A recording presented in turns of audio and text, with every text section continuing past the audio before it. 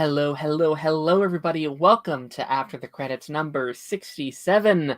I am joined by my good friend, Darth Bunyan, back on the show. Hello, buddy. Hi. How you doing? I said back on the show as if you're not here every week or Every most week, yeah. like this is your first time in months. Nah, you're here. You regularly are here every week. But how's it going, buddy? How are you? It's going good. Work's going great. I'm supposed to be seeing Taya in a few weeks, so everything's phenomenal. How you doing? I am good. I am good. Obviously no Taz today. He sent me an email today and said, "I hate the show. I'm never coming back. This dog pot." No, Mm. absolutely not. He has a work thing that he will be attending to this afternoon. So me and Darth are going to be hitting it classic style because it started off just me and you, buddy. Me and you talking this shit every week. Holding down the And fort. yeah, I don't think we've done one of those since September, maybe? September? That's when Superman Lois started, right? Around. Yeah. Okay. Yeah. I was Yeah. thinking X-Men '97, but yeah. Oh yeah. No, I think it was the start of Superman Lois. He popped in and been helping us out. But no, I mean we have a really fun show ahead of us today. Obviously, we have the season finale of Reacher, which is kind of crazy. We're at that finale point already. We had double episodes of Daredevil Born Again, which I have a lot of thoughts on, just like the template of dropping two at once, what happened in both of those episodes, because a lot of interesting stuff has happened. Um, And but how's people your questioningly calling it filler. mm, I that is a discussion as well because I don't fully agree with that. yeah, we oh man, I think you're right, because there is a whole conversation of like, was this filler? And is filler bad? Like, is filler always a bad thing and stuff like that? So definitely a lot of that stuff. But how's your week been, buddy? Is there anything notable that you've like watched or did that you want to kind of shout out or talk about? I started Severance. My man, what do you think? Very, very good. I gotta say, I'm 1 minute, like 30, one episode and like 30 minutes into another one, Mm. despite incredulous protests from my friend Tyler to keep going. Mhm. Um, just it's just my house is just hectic. Sure. So yeah, it's just never a dull moment. But I really, really can't wait because Yeah. like say for example, like episode one, you've got like Hallie, or I forget her name is, right? Yeah. Hell Um, so from her perspective, right, she's like leaving a room and then comes straight back in like it's the Matrix train station, right? But yeah. then they show you on the third go, it's slightly different, right? And then I'm sat there in my usual like, oh, like nitpicky face, like, hang on a minute, that's different. Like, why is that different? They need to explain why that's different. And like they not 20 minutes later do they explain fully like why it's different. Mm. And it's so good because it's interesting as hell. Like, why has that happened? Um, would you make the same choice in the same situation? I don't Mm. think so. Um, and given the fact that he, like, obviously it's about him eventually going back, but so he regrets the decision, especially knowing that he's being lied to. And Patricia Arquette, man, wow, what an absolute show stealer! Like, oh my god, when she tells me the neighbor fucking arguing about the bins. I've had my own bin drama. Let's just say that, right? As an adult man, you have your own drama about the bins. Okay, it always happens. You move somewhere one time, you start arguing about bins. I had my own damn bin drama. I felt it. I felt it. So yeah, really good show. How was your week? It was good. Oh man, Severance is, I think, one of the best shows on TV right now. We talked about that I think last week, where I was like, I had finished season two. I was like, I think it's like the modern day like Lost, in just terms of like Mm, how its mystery is written and like the like theorizing and like the mystery element of it. It's fantastic, and that's one of my like dream like shows to talk about on here. So like for like season three, I would love to add it to our roster because man, that like weekly theorizing of like, what does this mean? How is this person feeling about this thing? And there's a twist in season 2 that happens where I was like, I got no one to talk about this. This is crazy.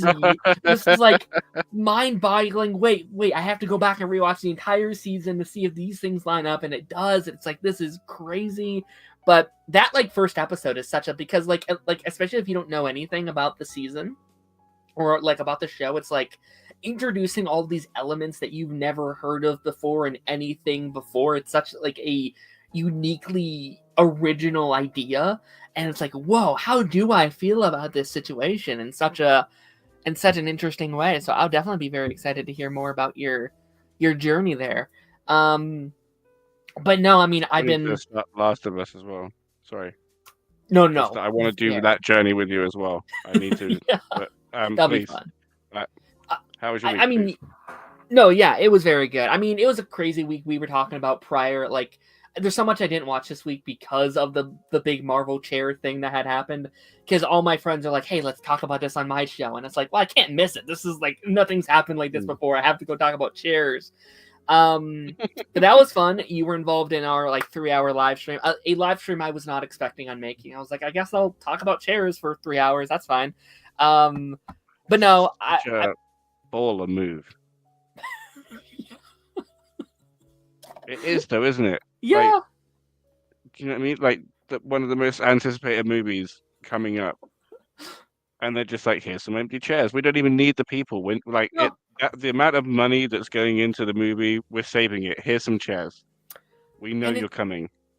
Yeah, because there's never been, I think, a situation like this in like cinema history where it's like, okay, we have a movie people are excited for and a roster that could be anybody, right? Because right now there are hundreds of characters in the MCU they could pull from the current roster of, I mean, let's just be honest. We have the whole original roster from the OG Avengers movies. They have all the new people. They have people from the TV shows that they're slowly bringing back.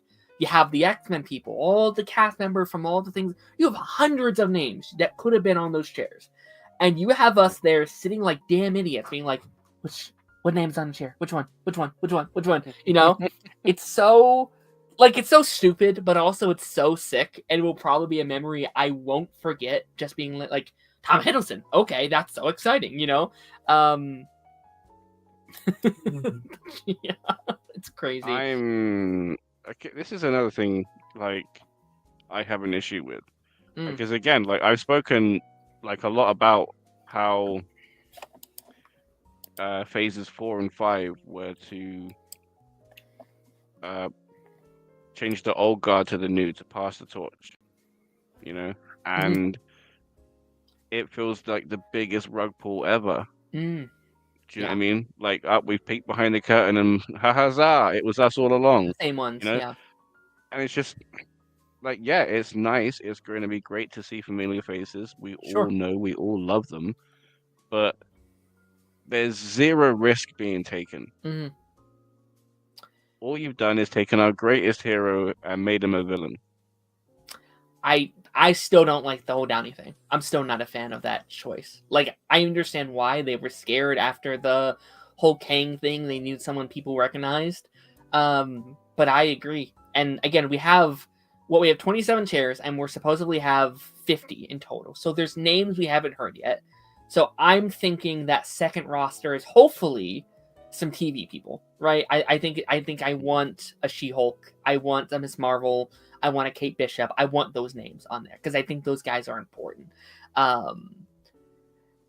And you know, I can understand to a point, because I think, man, I've talked so much about these damn chairs. I can't believe it. But like, I think can't believe I'm still doing it. I think it actually is kind of smart from just like a business side of it, though, to have this announcement be that the ones that casual audiences will be like, oh, I know that name. I will check out this movie come its release, right? Because people like us are going to watch this movie no matter what, right? Like, it could be dog shit and we'll still be there. It's those casual audiences that you need to convince to come back for another one of these. So that's why I think what's like that? How long has this been going now? Like 20-odd years. Like, there's a whole bunch of people. Sure. You know, like the movement that Despicable Me had. No, I'm not saying that everybody's going to be turning up like in the same fashion, but um, I think Avengers movies are something that people just turn up for, I agree. especially because we haven't had one since Endgame. So Sure. expectations are through the roof. I agree with that. Yeah. I think it would have done well either way. I think they were just scared. I think after Mm. everything, like they were just nervous because if an Avenger movies fails, that's it for the MCU. I think like they're not going to greenlight another one of these kind of movies, which I don't think it would. I think it would at least make $1 billion either way, at least at this point in time. But it's interesting. It's interesting for sure.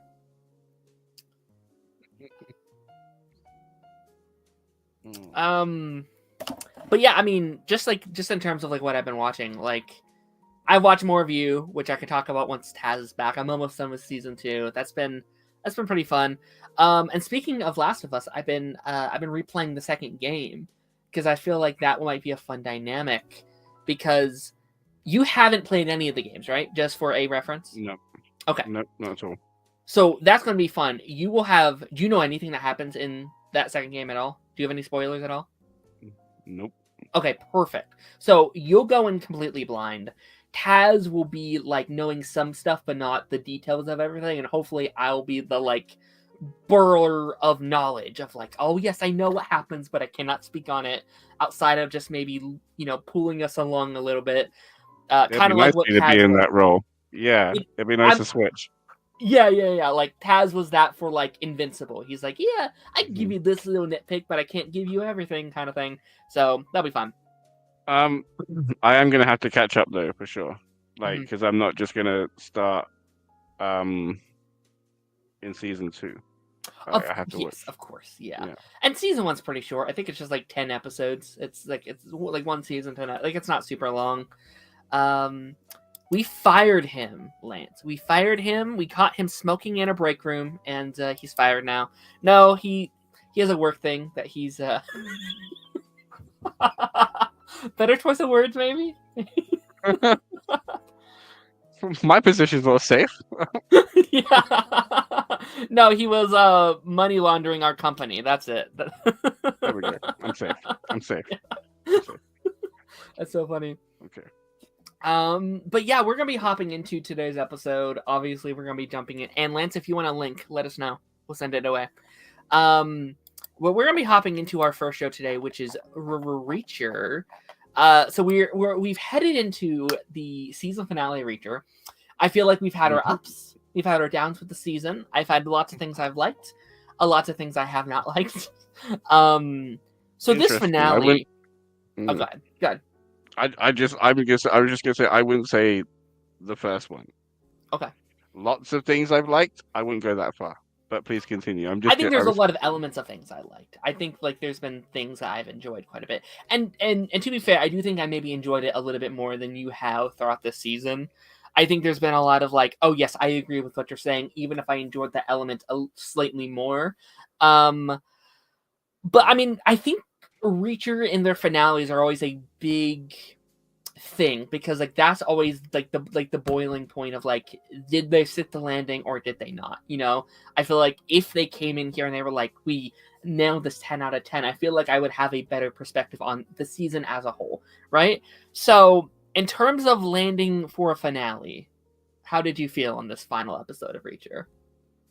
Um. Honestly, it. I watched a short of Invincible earlier where they were talking about like, oh, this is clearly where all the budget went in the finale. And it kind of felt the same way with Reacher. Yeah, I agree. All of the focus went into the start episode and the end episode, and they just kind of gave everybody else the keys to the car for the middle and Yeah. just went, go nuts. Go nuts. This is kind of where I need you to be. Have fun with yourself, guys. Mhm. You know?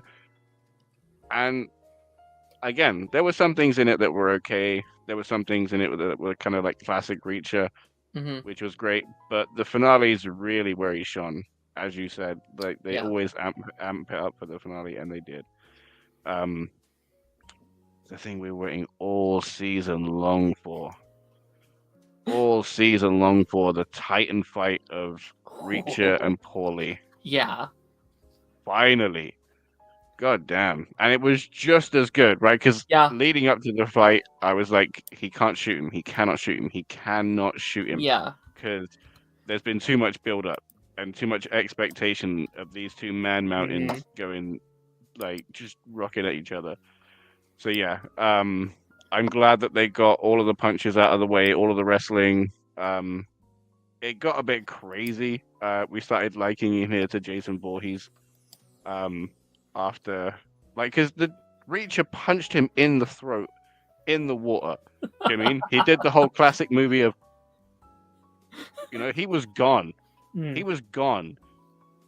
You know, like, there's no way. There's no way he came back from that. So yeah, it got a bit silly, but I got exactly what I needed from the fight. Did you like it? I did like it. I had a lot of fun with this episode. Like, I think I always have like at least a little element of fun with Reacher, but you're right. Like, it did feel like this is kind of what everything was put into for the season. I'll be honest. I think that giant fight with Reacher and Polly might be one of my favorite things the show has ever done. Like, it's so heightened, but it's so hype. Like, it feels like a like Fast and the Furious or even like a Marvel movie on just like scale. And this was one of the only times where I felt like I feared for Reacher's life, right? Like, I know he's not going to die, obviously, but like this was the first time I was like, but he could. You know what I mean? Like, when he's like hanging him from the thing, I was like, how the hell is he getting out of this? This is crazy. And then you had the like huge panel of like pipes all on both of them. I was like, oh, holy shit, this is crazy, this is insane. And then he like pulls out like a full-on like Captain America when he like strings it up and he's pushing his feet against the ceiling and trying to break the wire. It's like, this Yeah. is nuts. Reacher is Batman. He is like Captain America, like It's funny you say that, right? Because they made it believable that Reacher was outsized, right? right. Which isn't super easily done with a man of his stature, right? I get that, but you could just as easily put him in a Batman role and make it believable. Like Size the way wise, he was 100%. fighting, Yeah. Yeah. like you said, like 100%, 100%. Ben Affleck kind of Sure. gritty. I know that's kind of they're stepping away from that, and they're kind of probably going like a super campy Batman. I'm surprised they won't have like Bam and Zap in it, like popping up. uh, but yeah, who knows what we're gonna get? Who knows what we're gonna Sure. get? You know. I'm Yeah. excited for it, but Me too. I really think he would do well. I think he could. Yeah, I mean, I don't think he's my like number one choice for Batman, but like if he was couched tomorrow, I'd be like, you know what? Let's see what he can do. I need to take an L, but before I forget, Oh, okay, go ahead. Always welcome to do that. Villanueva survived. What the fuck? That man has been set up to die every fucking episode. Excuse my language. Yeah. Every episode, he has been set up to die. It's like, oh man, I'm 2 days away from retirement. Oh man, I'm so close to retirement. Every episode, that is just key for I'm about to get shot in the face. And even this episode is like, this is gonna be my last thing. I can't wait to be rid of you. Yeah.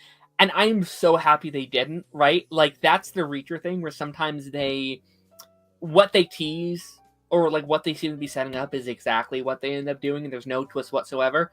The twist that is that he didn't die in this season. And you know what? I actually think that's kind of a great arc for him, right?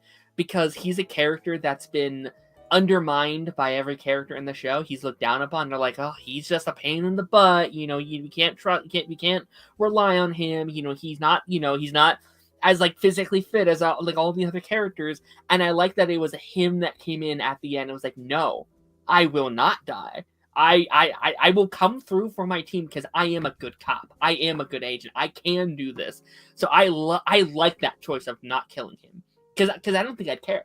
If if he would have died, it would have been like, all right, he died, whatever, But I think him surviving was like, man, what a badass scene with like him in the bathroom, obviously out of his league. That electric bit, that was genius. Yeah, that was genius. Um, see, aren't we like noticing a Reacher trend where every one of his core team of the series is there for the finale and has like a big triumphant moment where they all have their moment. Like Sure, everybody gets the participation trophy, nobody gets knocked out, nobody gets like sure. super gutted where they're in the hospital and then they got to meet them at the end with the cake. You know what I mean? Like none of that happens. It's all they all walk away from it patting each other on the back. Sure. I will say we had a couple deaths in here. All characters that I guess was it 2 deaths, right? 2 deaths in here. Um Beck. Beck died, which I called like episode 3 or something. I think we both did. We're like, yeah, he's probably Yeah. not living. But I really enjoyed his character, to be honest. Like he kind of stalled out in like the middle of those episodes there.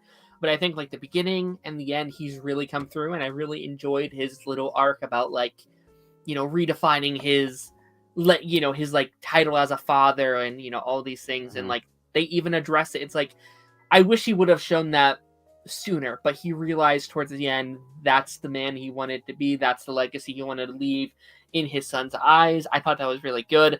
I liked him using the like fake gun that his son got him to get him out of that situation, which I thought that was really cool. And like it, like the like glue Yeah. slowly sliding off of it was really sick. How much glue was he applying to that thing? Because like when it starts like just slipping down, Or the giant glob that was on the gun, right? And he was sat there brushing it before, brushing it on, right? mm, But then it's the biggest glob. It's so funny. sure. Um, and again, like, yeah, it was good. It was good. It was complete like popcorn TV. It It was you have to shut 100%. your brain off and just enjoy this. Sure. Once you do that, you're golden. Yeah. And that's kind of, I think we might honestly have to accept that might just be Preacher as a whole. It's popcorn TV. It's movie for, it's like TV for dads. It's, very Mm, stereotypical action stuff. mhm. But I think this is like on like the upper side for Reacher for me. Like this felt more like, I think the first 3 episodes and this episode felt more of like what I really liked from season 1 of Reacher to me. Like I think it brought back that like coolness to him as a character that I was kind of missing.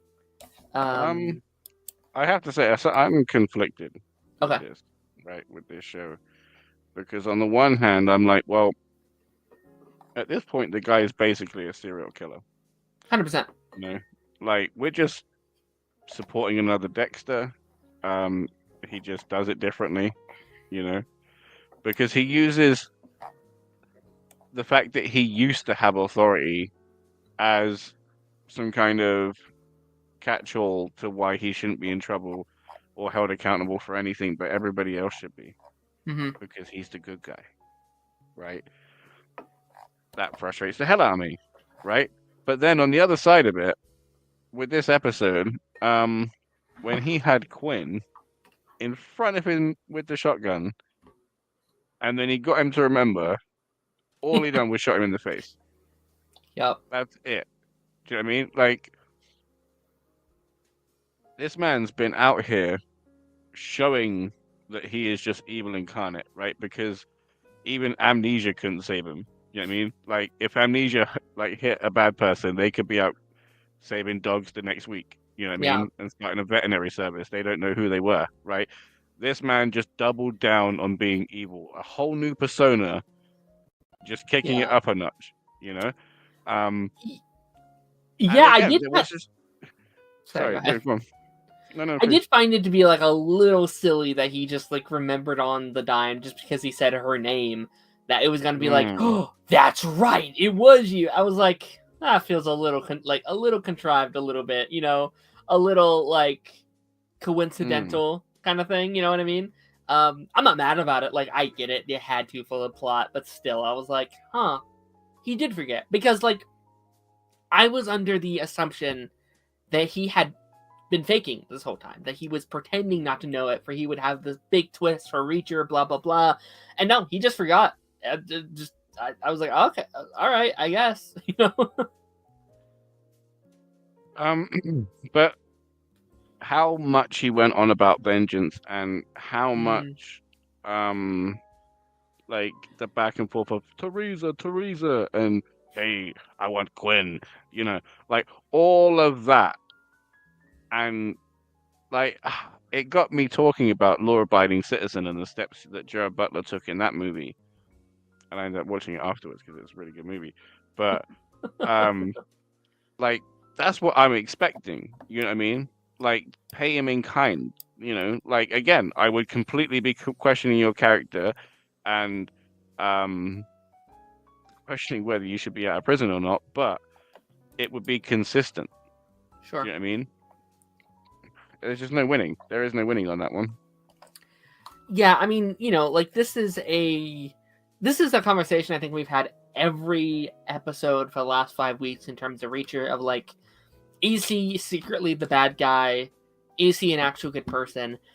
And I think you're right. Like, I think we have to stop thinking of Reacher as this like morally good person, because I don't think he is. I think he is a, I don't want to say a villain, but like he's not a justifiably good character, right? Like we can love Punisher. We can love characters like that because they know who they are, or characters like a Dexter, because like yes, they're bad, but we know they're bad, and that's kind of the angle the show is giving us. This is a show that is having characters do bad things, but glorify them and view them as the hero and as the good guy, which is I think is what's throwing us off so much. It's like, no, he is the Yeah. hero that gets to go and have his apple pie and go off to the sunset because he's the morally good person. And that's like, I don't know if he is anymore. Like For that sure. whole scene in the woods where like it was him in his playground playing around, just taking out dudes. Yeah. Um, He's a Green Arrow. Yeah. some of them were very unnecessary and very creative in their flair. Mm-hmm. And if he's only killing them in a sense of justice to or to gain uh a quote unquote higher goal for the greater good, then surely should be methodical and quick and as relatively painless as possible. Sure. Do you know what I mean? Because he should still have a conscience if he's doing it for the right reasons. Sure. But again, the man's out here for vengeance, so he's not doing anything for the right reasons. Sure. Sure. How did you feel, not to change subjects, but like how did you feel about how they ended Duffy? Because that was a big thing for you last week. You're like, she needs to serve her time. She needs to have her consequences. And she got fired, which was a plus. I was like, if she had kept her job, I would have, I don't know. I don't know what I would have done, right? Yeah, like I was like, that's so ridiculous. But she's not in prison. She's kind of just starting fresh somewhere. Blah blah blah. Are you upset by that? Are you mad that she's not like locked up in prison? Not really, because Okay. I am and I'm not, right? Because like in America, um, there's all sorts of there's names for cops that get shuffled around precincts. There's um ways and means that they deal with quote unquote bad apples, right? Sure. So this does just seem kind of par for the course that they would just Yeah. try and push it Sweep it under the rug under and the just rug. get rid of Yeah. her and just say, all right, let's just move on from this and no one talk about nothing, right? Right. Kind of deal. But yeah, again, if she kept her job, then it'd have been something up. And it made me so angry. Like she's out here acting like a hero. She's sitting there hugging Teresa, and then stood there with the reunification of her and her grandmother, like with a cheesy apple pie look on her face when she's the one that caused all of this in the first place. Sure. Like, don't sit there like taking your flowers for that. That's not yours. Sure. That's not yours. I You did should be on really your like knees. that sequence, though. You liked it. I kind of did. I mean, at least on Teresa's perspective, like I got a little emotional seeing, which is I think good on them for making me care at all, because I don't know anything about Teresa. They didn't give me one None of us reason to ever give did. up. Could care less. But I think because of the situation she was in and her getting to safety, I felt like, oh, okay, that's a good moment. Like that's a genuinely, I'm happy that a character that what almost happened to her didn't happen, and she gets to be with her family again. Like I really like that. But man, like when Wait, they're setting, oh, go ahead, go ahead. no, just that it's so gross that someone got laid in her name. Like, oh, I'm doing this because you care about Teresa. Blah, blah, blah, blah. Do you know what I mean? Like all of that, and we know less about her. Do you Yeah, know what I mean? Teresa is the definition of a plot device, right? The pure definition of like, I need to do this because I care about this one particular thing, and Reacher's doing stuff in the name of trying to prove it, but like, she's just a victim. She's just a girl, Oh you my know? God. Oh my God. As well, right? What was it? What was it? Beck, Beck. She was talking to Beck, and then she's like, "Oh, he's like, oh, I need to go find my son. I need to go find my son." And then she's like, "Hey, hey, I want to find your kid as well, but not at the expense of Teresa. Okay? Now stop it." Now I'm sitting there thinking, "Excuse me, a a minor for I believe, Yeah, still not hit 18 yet, completely innocent of this situation, and has been mutilated, yeah, and a threat of I've been forced to play Russian roulette, like been through a whole thing, yeah, and you're saying, excuse me, the child can go fuck himself. I need to correct my mistake. sure, Yes, you do, but how dare you make that statement? sure. How dare you? How dare you? That is criminal." Yeah. Yeah, I can't. That might be my biggest problem with the season. Is I don't give a shit about Teresa. I wish I could. And it sucks because like you watch shows like like an NCIS or like FBI or whatever, and like in just one episode they can make you care about like a victim and their backstory. We had eight. Mhm. We had eight episodes. Just one of them could have been dedicated to just like, I don't know, her childhood, or like seeing her getting recruited, or like I think that would have made the whole difference of just like caring about Duffy, caring about Teresa, caring about this whole mission we're going on. If I knew a little bit about her, um, and I had a feeling Even last week. yeah, Okay, sorry, go on, no, go on, no, like please. I had a feeling last week when like he's like you're lucky that you have like red hair. I was like, what does that mean? I don't like the sound of that. And this week is like, oh, I understand. Unfortunately, I understand now. And Mm, is she a child? Is Teresa a child? no, She's not a child. no, Okay. It's no. still fucked up, but still, yeah. Oh, absolutely. Yeah, Because still. like he literally said the words, "I hope he hasn't drugged all the life out of you." Oh, Like I hope there's still a fight in you. you, I was like, you yeah, yeah, fucker. yeah. You. Ugh. Oh, I'm so glad she shot him in the dick. That was so good. Yeah. Yeah, that was cool. Ah, exactly what he needed. hmm I actually really did like Neely in this episode. I thought she was really cool. I really liked her like undercover thing of like someone from the organization stealing food. That's why I'm here. Don't. And that was so smart too, because she knew that to keep him quiet, he needed to feel like he was part of the mission. It was like, you trust me Yeah, enough to like let me in. I will help you, lady. This is great. I was like, that's Neely's so smart. that's a Doctor Who move. Yeah. That was so good. Right. Yeah, he did the same thing to that guy that ended up turning into the sun with everybody in the Mm, Christmas episode. sure. Oh yeah, yeah, yeah, yeah, yeah. Just like brought Yeah. him as part of like the crew. Like, yeah, you're helping us out. And he saved the day. Yeah. The Yeah. other guy didn't get the chance. He ran away screaming, as he should have. Okay, so right, one, um, how hard is it to legitimately find a Russian that is in like a Russian gangster or a Mm, Russian that is intimidating, right? Because I've seen this guy in everything, and his Russian accent is just, I don't know. It was Fake? fine. It was fine, but it was Sure. just that's all it was. Do you know what I mean? It didn't feel natural. It just felt like this guy was doing a Stereotypical Russian Russian, accent.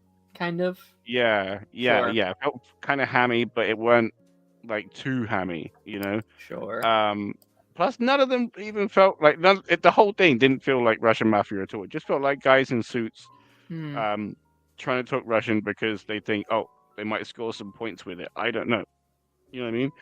Um, so how do you feel like, because obviously I was saying that I feel like there needs to be a continuation of threat for there to for me to keep caring, because Hmm. if it goes too um and if it goes too much of an anthology, um what's keeping me interested? Do you know what I Sure. mean? Like there's 20, this feels like there's 20 seasons of NCIS, but I ain't here for that. You know what I Sure. mean?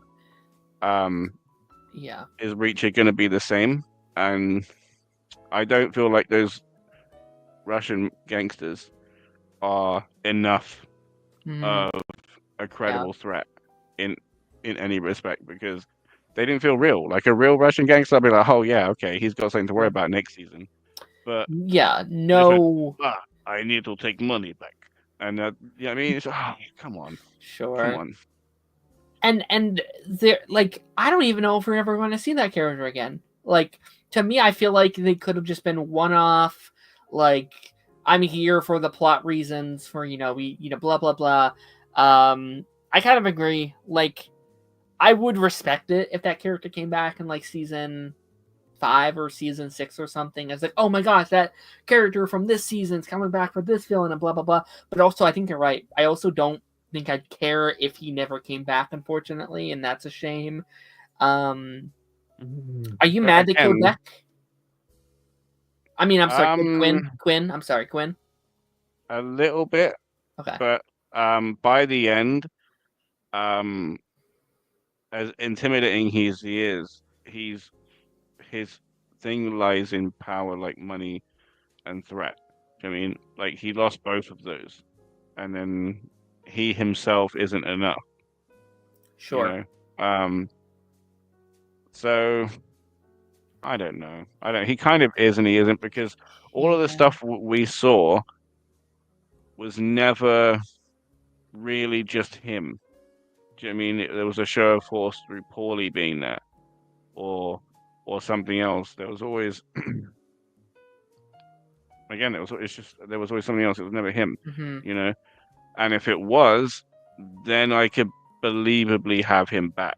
Yeah, Do you know I what I mean? agree. Like, but I guess it makes sense. So again, we're going to be stuck in the cycle of, oh, it's either it's going to be something from Reach's past, or he's going to magically be in the right area at the wrong Right time. time, Yeah.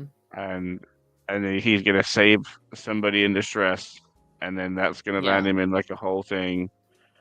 And yeah, it's fine, but like we've been through this rodeo like 3 times now I agree. in different ways, and again, I what was great about the Paulie fight was how outmatched he was.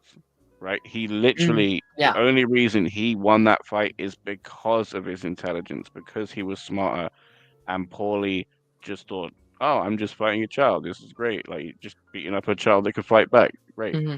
I mean, um, so that's what I want to see. I don't ever really feel that he's often outmatched or Yeah. struggling. Do you mean he's just a Superman, just out here Mm, doing shit? You know, um, even when he's backed into a corner, I never feel, oh, this could be it. You know, because it's Reacher. He's always got something. He's like an American sure. James Bond. You know, just minus the gadgets, except he's just got more guile. Right. I wonder if, like, it'd be kind of cool because, like, the whole thing this episode was like, you might be stronger, you might be faster, but I'm smarter. Maybe have someone who's smarter than him, right? Like, obviously, don't go like supernatural with it, but like, I think that's one of my things that was really upset me about the Flash season 4 is like, I think the potential to really dive into having someone who's finally smarter than Barry Allen was so cool. So maybe like not like a brainiac kind of character, but someone who's very smart, who's always like 10 steps ahead of Reacher. Everywhere he goes, he's getting outsmarted, outwitted, someone who's ahead of the game. I think could be really Is cool. Moriarty. That's what he needs, a Moriarty. Yeah. Very fun. Because, like you said, like he Sherlocks everything else. So if he has somebody that Sherlocks him, Sure. right? Like a Riddler or something. That's like, oh, has all these traps for Reacher, blah blah blah. You know, that could be kind of fun. Yeah. Because that was like the great twist in Law Abiding Citizen. It's like the guy was like Sherlock, like, and then Reacher like had plans on plans like Batman, and then Sure. it was only just by switching a lock and putting something he put down in his cell that he was finished, you know. And the same thing could be with Reacher. Do you know what I mean? Like as much preparation as he makes, or like stuff that he thinks on the fly. If there was somebody just challenging those steps, Yeah. you know what I mean? Because the great thing about Moriarty to Sherlock is that they each had their networks, they each had their genius intellects, and like their plans had plans, and then like they intersected in phenomenal ways. It was so cool. So yeah. I agree. I'm kind of looking at the character list here and seeing if there's anyone else I want to mention. You know what? Like, I know we've had our problems with Duffy this season. I know she hasn't been our favorite, but you know what? I actually do kind of respect the ending with them. Like her beating Reacher to the talk of like, hey, I don't do relationships, blah blah blah. Like I do kind of like her getting to it first to be like, yo, I really really like you, but I just want to be on my own, and him being like, you just beat me to it. Great, awesome. You know, like I thought that was kind of fun. A twist on the formula a little bit via like the last, especially season 1, her being like head over heels over him, and season 2 being this like they both really really care, but none of them will say that they care kind of thing. So that's something It at was, least I guess. but like, I just didn't buy it from her. I'm honest. I get what you mean. I got like I rolled my eyes at how cheeky fun it was. You know, I'm like, no, God, and then I just didn't buy it. I just didn't buy it because I promise you, if he said to her like, "Hey, let's get the golden picket fence, let's have the 2.4 kids," you know, she wouldn't have said no, and like she'd have said yes in a heartbeat, like instantly. You So I think don't know who she she was said it to fooling. him for he couldn't say it to her, kind of thing? Yeah, preemptive. Okay. Yeah. Okay. Yeah. I see that. Yeah. Because again, like she puts on this like exterior of like tough and stuff. And I'm not saying like a tough person can't care about anybody, but there was constant chinks in the armor where her vulnerability would show, and you would see that she weren't who she was projecting. It was the job. Sure. That's who she was on the job. You know, work Duffy and home Duffy were very different. Sure. Yeah, and I'd be curious to see like what does someone like that do without the job, right? It seems like she's kind of just do her own thing for a while without a proper, authority behind her, which is like, is she going to try and do similar to like what Reacher's doing right now, where it's like without a badge, without a, a thing behind her, just kind of doing whatever she wants kind of thing? Which, if this property was in any other hands, she'd be getting a goddamn spin-off. Yeah. Duffy. Yeah. One we would not be watching. Which, like, that's another thing. Like, we're getting that, like, Neely show, and, like, we talked about this earlier in the season. I like Neely. I don't think I like her enough to watch that personally. I do like it. So this is the thing, right? This is what you were saying before. I don't think there's been a point in the show other than the criticisms where I've said not about I don't know if this is a part of your character or not, because again we don't see like that much of a side of her, because when she's on work, Yeah, and she only takes brief um pauses in that to talk about personal things. Um, so she compartmentalizes very, very well, which is one of the reasons that her and Richie get along so well. hmm Um, so like the only thing I've had issue with her is like the whole um cold way she dealt with the guy that tried to kill her. sure. Yeah, You know, I agree. like that was grim. That was grim. You know, um, It's like a how Batman, we like I won't kill you, but I also won't save you either, kind of thing. yeah, and then there's that, and there's making you move while I get my cereal. You know, like goddamn, Yeah, um, cruel and unusual punishment. Like how we treat um the people that need help and our enemies are how we are defined as a civilization. You know what I mean? sure, Um, so yeah, it's just crazy. Not showing the best light of themselves by any means.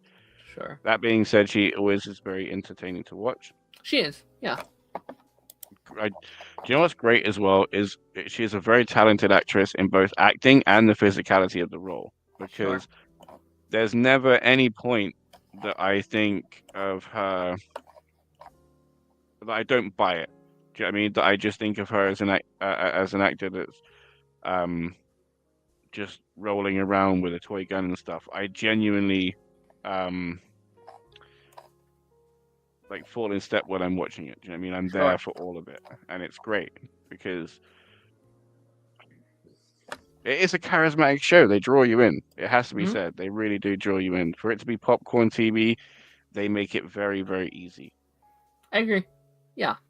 Like even when like I'm sitting here and I'm like, oh man, I don't like they did this and this. Like I've never walked out of a return episode and I was like, that wasn't at least entertaining. Like it's fun. Like I think it's a fun, turn your brain off, don't think about it too much kind of show. Which then leads me to my question, like, do you think you would like Reacher more if we weren't covering it, right? If we weren't here breaking it down every week, talking about every little detail, because our favorite season is the one we haven't covered, which is season one, I would right? like it less. Yeah. You I think would you'd like like it it less. less if we weren't talking about it? Yeah, Okay, 100%. If I'm fair honest enough. with you. What about you? Are you the other way? I don't know. Maybe like, but that's the thing. Like when I like things I'm not covering on it, I don't focus on them as much sometimes, right? Like sometimes Hmm. if this is a show I'm never covering for any kind of video or thing, it's sometimes just on while I'm doing other stuff, right? So with a show like Reacher, I'm there, I'm watching it because I know I have to talk about it with you later in the week. So it could be one of those things. But you're also right. Like I'm going to at least remember season 3 more because I've done that because I'm talking about it with you. We will at least have these memories when I think about season 3, be like, oh yes, we talked about this and this and this and this, and that will be a memory along with it. So I don't know. It's just something that like has popped in my head of like, huh, season 1 was our favorite and we binged that season, kind of thing. So that's just Hmm. something that crossed my mind. The only character we haven't talked Hmm. about that I want to bring up is Richard, which I've enjoyed Richard this season. I think he's been a fun element. I don't know the logistics of it all, but I did like his ending that he gets his car, he gets all the rich items from his dad's house, and he just goes, right? Problem with that, right? Like, There's a how did bit no of, one stop him? How did no yeah, one stop him? He just left the house with a bag of yeah, money. sure. Rachel just walking out with a car. Everybody just walking out with stuff. Like, why is that okay? And then, Yeah. how the IRS isn't going to be all over his ass. I Like, thought about that too. Yeah, of like that'll be under stolen vehicle, most likely. The government will claim it. Blah blah blah. But I like it in theory. You know what I mean? he can't put that money in a bank account. No. Anything he has, anything he spends on, he's gonna have to say as a damn gift. Hmm. Like there's no way that he can feasibly enjoy that money apart from burying it in a hole, Hmm. right? and then like waiting the next amount of time, and then telling everybody that he won a bet. I think his only option is to bring valuables, things that are worth money, then selling those things, and then like I can see that part of it. But I think the vehicle is the one where I was like, they would track the vehicle, they would find out where you are, they would take that's the bit that seems very unrealistic to me.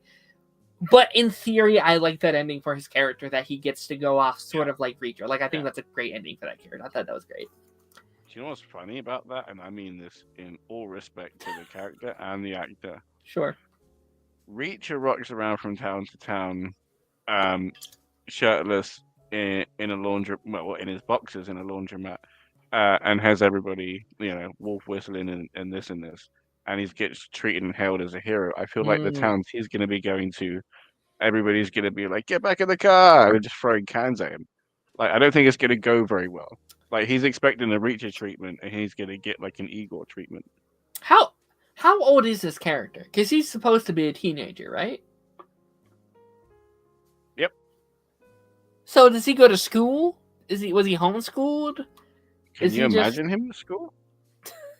Maybe it's like a homeschool thing of like he has tutors that come to the house or whatever. But unless he left school, like he graduated, and then they just still bully him like he's at school. Let me see if I can look it up. I'm gonna see if there's anything on the wiki or whatever about his age, because like he doesn't look like a teenager, but he acts like one, and the show treats him like one, right? Look it up. They also had him shooting a gun, so I don't think he is a child. Maybe. No. I mean, it's not coming up the character's name. The actor is 29 years old. So. Yeah, definitely older than, definitely graduated. Yeah, maybe he's like. I'm remembering now in like episode 2, or when he went to bought the gun and talked about the guys that broke it. Oh yeah, they probably wouldn't sell a gun to like a teenager. That's a good point. Well, it was a plastic gun. I just mean. I remember him talking about the kids, the guys that bullied him as ones that used to do it at school. So I think he did graduate. Sure. But why he went to college? I mean, apart from being kidnapped, that explains that one. Yeah, and he's rich. He probably didn't have to go to college, right? He probably could have just like lived on his father's wealth, whatever, his whole life. But yeah, I mean. I sort of like this season. I haven't loved it. It's kind of just in that like middle of the road TV for me of like, this is okay. This is, passable TV, but like could be better in my opinion. Yeah. Which, that's cool. Again, we can always strive for better. I will say he looked really cool rocking through the house with a shotgun, as unbelievable and crazy as that was. At least it looked good. It did. And dude, like that fight, like everyone watches the fight of him in prison and stuff. Like, dude, that's the fight. Him and Paulie, that's the fight. Easily the best fight. And like, it's not just one fight. It's like 20 minutes of the episode. It starts in one place, and then it goes to like the barn, and then it goes to like the like river area, and then they get out, and like there's that scene where like Paulie's like, oh. I was like, holy shit, this is crazy. Like fans of Maniac. Yeah. But yeah, if you have no other thoughts on the finale Reacher, I say we move on to our second show here, which is not the Penguin, Daredevil Born Again. They have very similar fonts, so I just clicked it. No, Daredevil Born Again, episodes 5 and episode 6. So let's just start with episode 5, and then we can move on to episode 6. So very firstly, like I want to talk about the whole double dropping thing. We had speculated last week, like maybe one episode's bad, which is why they're dropping it. Maybe it's filler. Maybe it's like a part 1, part 2 situation. That's why they're dropping it both at once. I don't think they needed to do that, to be honest. Having watched both, I think you could have just been happy 5. to wait. I would have been happy with just 5, yeah. Oh, 100%. Yeah. Especially with Yusuf Khan in it. Like, I don't want to jump too far ahead. Yeah. But that man is a treasure, and I was dying for Maniba to make it into the episode. She did not. Hmm. Everybody knows I'm a big Maniba stan. Okay. Love that woman, right? His wife is incredible and fucking funny. So yeah, they need to bring Maniba back ASAP. Is that the actor that plays her father? No, no, no. That's Oh. the character name of her mother, Oh, gotcha. Okay. Maniba Khan. Gotcha. Yeah, I just wanted to. That's the thing going into this episode. I did want to specify of like, I think we can talk about how much I personally like his character in this episode, how much I enjoyed him, while also separating him from his actor, who is never coming back to the MCU due to in real life circumstances and stuff like that. Had you heard about any of that stuff? The like in real life stuff with him? Who? Kamala's dad, the actor who plays her father. No, he had why? sent images to a minor, if you will. For fuck's So sake. that was a big point of controversy when we found out he was in the season, because they filmed that show and that had come out very close together. So it's like what came first kind of thing. But so yeah, this is a situation of like, for me personally, slightly separating the character from the actor who plays said character, because it sucks because he's so good in this episode. Like, he's really good in this episode. Born again time, finally. Yes. I mean, did you know he was in this episode? Had you heard that? No, I do none of anything. Like I'm just out. I'm just going to work every day, 6 days a damn week. Yeah. Just minding my business, and then get sideswiped with this shit. Like Jesus Christ. Now, gonna be honest, not the strongest foot to lead on for me. Yeah. God damn. That's one of those, man, me and my friend were like talking about this, where it's like, there are like some crimes that I can look at and be like, I can maybe see why you got there, right? And it's like it's a crime like that where I'm like, why do it? Why? You know what I mean? Like you can just not do that. Like I don't get it. It's so frustrating when It's funny you talk about I can see why you get there with crime with some things, and that's literally what like the last episode, what episode 4 of Daredevil was about, like sure. talking about the inevitability of crime with the system pushing you down. Sure. Yeah. And this week we went into a very different way of experiencing crime, and that was with a very planned and pointed attack on a bank. Yeah. Yeah, like this. Very, very good. Very, very good. I really, really did enjoy this episode. And I can't wait to talk about the end of it, but we're going to get to that like a lot later, because that shit was fucking nuts. Yeah. But the idea of watching Matt Murdock just play everybody because they just see a blind guy. Yeah. And he just fully takes advantage of that. And just swindles everybody. They're robbing and he swindles them. It's great. I think the whole like filler like bottle episode thing that's like a lot of people were complaining about is why I loved it so much, because I thought it was such a breath of fresh air. Not a single one of these Marvel Disney Plus shows outside of like X-Men 97, but I don't think that counts, would have what I would call like a filler or like an episode that kind of like diverges from the main plot a little bit to tell an individually refreshing story. And I know that was a complaint for some people where like they were like, well, they had to go here and it messed up the pacing and blah blah blah. But I think this was a perfect like in between episode for Matt and his journey. Like not to jump ahead to episode 6 stuff. We'll go back obviously, but like I think episode 4 was him debating if he should. Episode 5 is him balancing those two ways of being Matt Murdock and Daredevil. And then episode 6 is him fully committing and realizing, oh, it's time, And I think if we would have jumped right to episode 6, you could, but I think it's a really nice in-between episode to see him kind of teasing himself with the potential of coming back without fully coming back in. Like, I think that's really sick when a lot of shows just don't have the time to do that. You know, I think it's so cool. We spent 6 episodes basically without Daredevil, and a show like this has time. Most of the Disney Plus shows, that's the runtime. That's it. Like, that's the whole show. And I think it's really cool they got to spend time on a story like that. Yeah, I have to agree. I think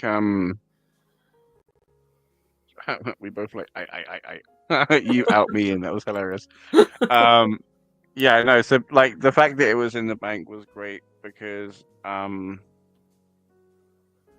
it's always like despite whether you look at him as a superhero or vigilante, in games, in tropes, in everything, like banks are one of the big first steps for all heroes. You know what I mean? And how you decide to usually go about them like defines how you are like as a hero. Do you know what I mean? Like say for example, Hancock went in all crazy. Spider-Man would go in incredibly stealthy, you know, Sure. like crawling on the wall and then zipping everybody up and then dealing with the last guy. Daredevil chose a completely different way, and it was a great. So yeah, I do no, wonder like, how he would have done in how he would have fared if he went in his suit. Sure, yeah, because that's something we don't normally get to see a lot as well, which is probably why it's also very cool, because he's very night related, right? Like, he goes in while everyone's sleeping, when the, like, night crime is going on, which is kind of a cool parallel to characters like a Spider-Man, where it's like, okay, Spider-Man deals with, like, the daytime stuff most of the time, and then Daredevil's night. But yeah, like, it's such a, like, situational thing where he just happens to be around when it's happening. And Matt being Matt just can't look the other way. He just can't. He's like, no, I know people in there. People are going to get hurt. If I don't do something, I'm going to go in. And handles it kind of as Matt Murdock. He tries to do it as a lawyer, as someone that can save the day. And like that goes to our like main theme of the season of like, sometimes Matt Murdock, lawyer by day, is not enough to take care of the job. He needed to pull out some of his Daredevil tricks to save everybody. But I do love him, like you're saying, just coming in, like, whistling, being like, what's going on? Oh, there's a robbery? This is crazy. I'm just doing my taxes, you know? Like, I think that's so fun. And you're right, like, Charlie Cox is such a... Man, his personality is so great. Like, it's so energetic. It's so... Like, he does such a good job in that role, and you just like I think it's really telling that we've spent 6 episodes, no Daredevil basically, with just Matt Murdock, because I think Charlie is that good of an actor that I could watch a whole show of just Matt Murdock being Matt Murdock, and it's so great. Believe in being blind as well, which is really difficult. Yeah, like that actor has spoken about, like, after he was done in the role as Daredevil, he had a hard time going back. You know, like when he's not filming the character, he sometimes still like looks straight forward and walks the way he would as Daredevil, because it's like, oh, I'm so used to filming with that character. Going back to normal is hard. Like I can't look straight now. It's crazy. But yeah, no, it's fantastic. There's so much to discuss. One as well. The villain, the cop Murphy, I believe his name is. Okay. Absolutely incredible because while they are kind of tropey, hostage situations are incredibly hard to pull off and feel real. Sure. You know what I mean? As opposed to just, oh, I'm just sat here earning a paycheck kind of situation. Sure. He was very, very believable. His banter with the cop was very good. And he felt as intelligent as he was played. Yeah. I liked him in the episode. I will say, like, one of my only criticisms of this episode, and this kind of comes from, like, a friend criticism, like, I have several Irish friends that, like, live in Ireland and stuff like that, and, like, he came out and was like, I really disliked that episode because it felt very offensive to, like, Irish culture, and that's something I would agree with. Like, there's a lot of, like, Irish stereotypes, like, a lot with, like, 100%. leprechauns and Hmm. a lot of that kind of stuff, and like looking at it from that perspective, I was like, oh, I get it. Like they really deviled down a lot in this episode with a lot of the stereotypes and stuff. But Hmm. Yeah. besides that, like that's Second she learned he was Irish, she couldn't go 5 seconds without mentioning a glass of Guinness. Like yeah, it was so offensive. Do you know what I yes, mean? Like they drink other things, they like other things. Leave them alone. it like even someone that like I have a little Irish in me, so like the bear, whatever. But like even someone who isn't Irish can look at that and be like, they went really hard, like they were really doubling down on some of that stuff. Dublin. But They that's were my doubling only down. that's my only criticism. Like I think everything else in this episode was just excellent, just fantastic. I think this episode has had my favorite fight scenes in the whole show so far. That like staircase fight scene when he's like juggling with the gun, it's going up and down, and he has to like put his hand out and catch the gun for it'll make no like noise. So cool. So sick. Absolutely incredible. And then like the fight later on when he's fighting the guy who's trying to escape, and he like jumps on top of his legs and just snaps the other way. Insane. Insanely brutal. I said doubling down, thank you very much. Excuse me, mister. I would never. Keyblade wants a Daredevil video game, and I agree. I think that'd be sick as hell. I think that'd be great. I'd I love would that. prefer a Predator one first. Okay, maybe. Why? Maybe. It would have the same kind of thing. Do you know what I mean? It'd be like kind of like a Batman style gameplay. Mm. It would rely heavily on sonar and detective mode. With Daredevil. Let's be real. Cool. It'd be kind of cool actually to add the lawyer side of it too. Like obviously not too much of it, but like maybe there's some things you have to go into his day to day and you have to like solve a little lawyer case or something. I don't know how you would do that. I don't know how you would. Oh my God! It would be like Telltales, or Telltales, where it's Sure. like dialogue options, and you give the wrong like testimony or deposition or whatever, and it's like boom, you failed. Yeah. The person goes to jail. but like you can't retry it. Do you know what I mean? It's just You however have to the deal with court those. hearing. Yeah, you have to deal with it. Yeah, That'd be which would cool. be great. Yeah. Okay. Yeah. Screw Predator. I'm down for this one. Yeah, let's do it. It's great. Let's talk about the Kamala stuff a little bit because Yes. I love this little stuff. Like when we heard a couple years ago, or like about a year ago, I don't know if you saw that like leaked Daredevil trailer that came out at like was it D23 during the summer. I totally did not watch that trailer. I definitely did not watch the leaked trailer. But if I did, he was featured in that trailer. And So like she wasn't. Is she coming in it, or are they just explaining how they're going to meet up later because he's got an invite for dinner now? so that's the one thing I was going to ask you about, because they had said this season that there's a character that will get mentioned and then show up in the show. Right. And I was like, Also, Daredevil's known to be a one of Marvel's great lovers, shall we say, has planted that seed in many a land, right?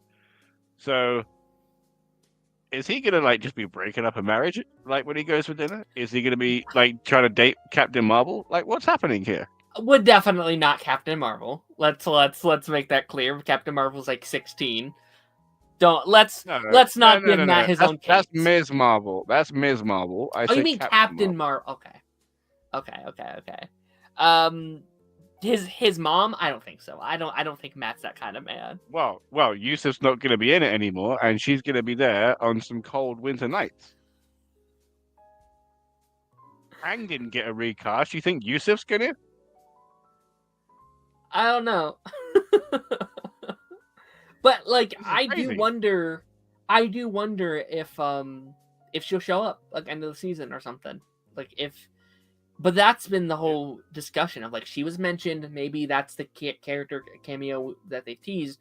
But then people are like, but what if by showing up they mean literally her Funko Pop shows up? I was like, that'd be slimy work if they pulled that.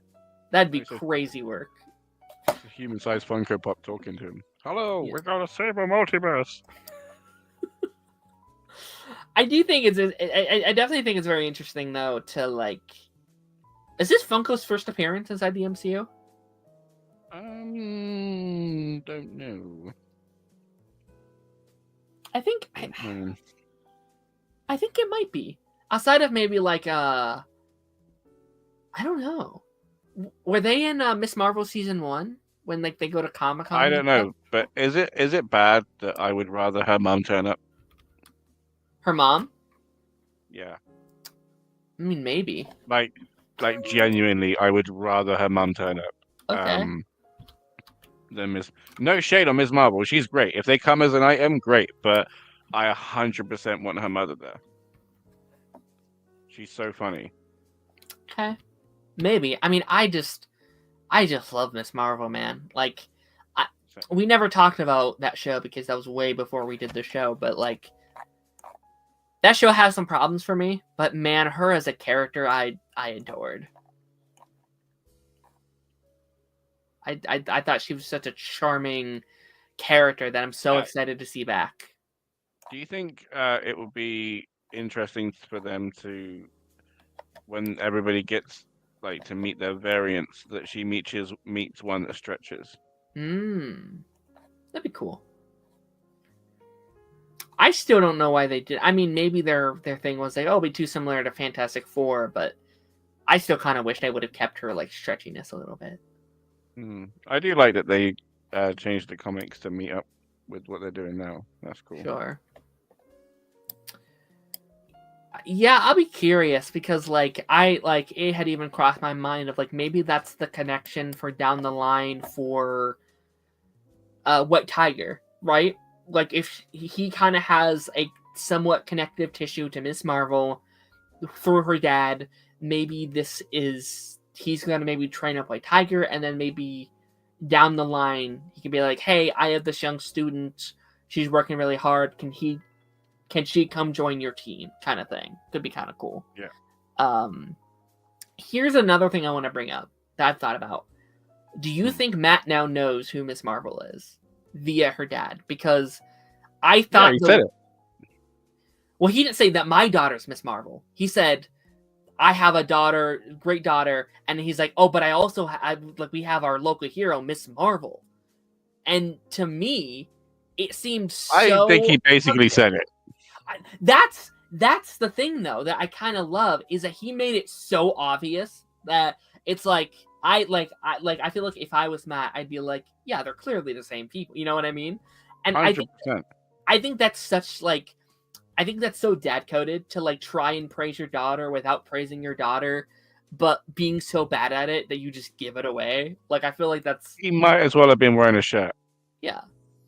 Like, there's no way. Like, I'm surprised now I missed something because I genuinely thought it was just Miss out there. Marvel. Yeah, like I genuinely thought he was just putting it out on the table for everybody at this point. Like, Christ knows. Like, and why? Why a great guy? Clearly Daredevil, but he doesn't know that. Yeah. To me, just took a chance on him because he's blind. Again, like, what is it with people and blind people? I don't understand. Yeah, no, like I think like but like again, like that's so dad coded. Like how many dads will work at like a pharmacy or something and just have their child's like soccer team photo on their desk, be like, "This is what my child did," but he can't, right? Because she has a secret identity at the moment, so he can't be. Oh, my daughter's a superhero. It's like I have a great daughter. She's amazing. I love her with all my heart. But have you heard about Miss Marvel? She is also a great, a great hero. And like I assume Matt, someone who can listen to people's like heart rate when they're lying, and it's probably just like sounds very similar, their heart rate, stuff like that. So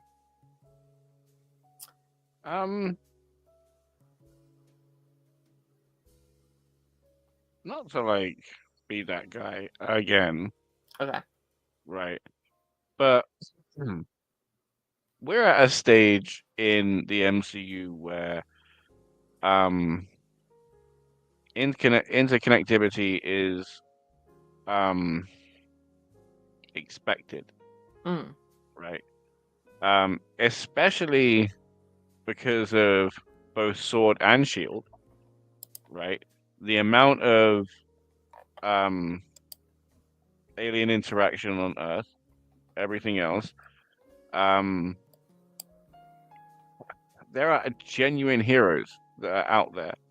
Do you know what I mean? And then, hang on 1 second.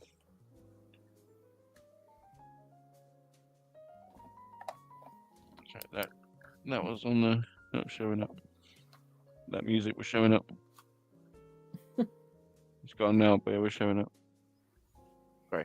So yeah, like the fact that there's Spider-Man, even though no one knows who he is, Doctor Strange, um, I'm guessing War Machine, like because like he would apply to being all over the country, really, but you'd think he'd have some kind of stake in some activity in New York since Yeah. Tony's not there.